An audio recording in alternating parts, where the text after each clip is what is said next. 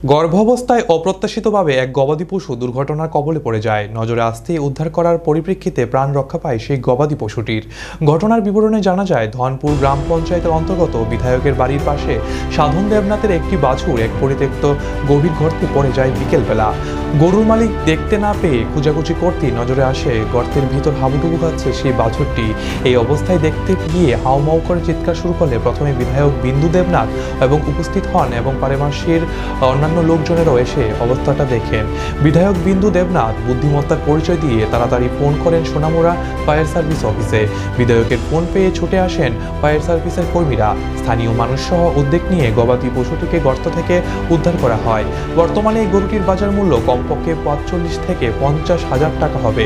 গরুটির উদ্ধার হওয়ার পর পারিপার্শ্বিক মানুষের মধ্যে একটি স্বস্তি আসে।